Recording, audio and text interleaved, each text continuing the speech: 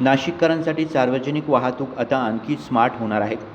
City link बस सेवेत आता UPI debit आणि क्रेडिट कार्डद्वारे तिकीट काढण्याची सुविधा सुरू होत आहे. या डिजिटल उपक्रमाचा शुभारंभ महापौर हिमगौरी आहेर आडके यांच्या हस्ते करण्यात आला.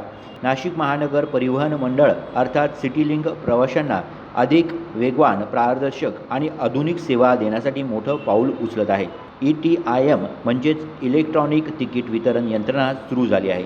या नवीन मशीनमुळे प्रवाशांना आता रोख पैशांशिवाय UPI डेबिट आणि क्रेडिट कार्डद्वारे तिकीट काढता येणार आहे. यामुळे तिकीट प्रक्रिया अधिक जलद, अचूक आणि पारदर्शक होणार आहे.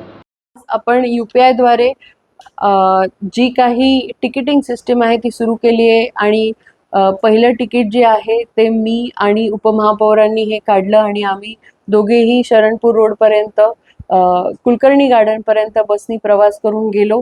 अतिशय उत्तम सुविधा होती, कारण त्या तिकिटावरती बस नंबर, हेल्पलाईन नंबर आणि बस थांबा कोणता आहे, कुठपर्यंत आहे, हे सगळ्याचं त्या छोट्या तिकिटावरती प्रिंटआउट तुम्हाला मिळतं.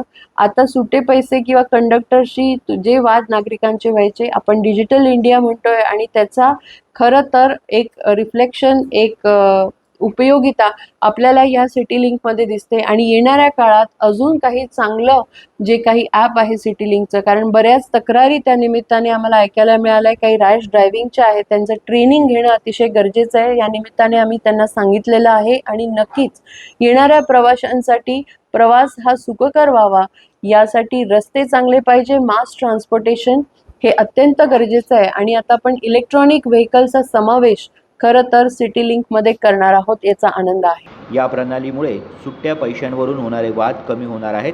तसेच तिकीट व्यवहाराची अचूक नोंद होऊन महसूल व्यवस्थापन अधिक सक्षम होणार आहे. वाहकांच्या कामातही सुलभता येणार असून त्यांना प्रवासी व्यवस्थापनावर अधिक लक्ष देता येणार आहे. उमेश आवनकर, दिशा न्यूज, नाशिक.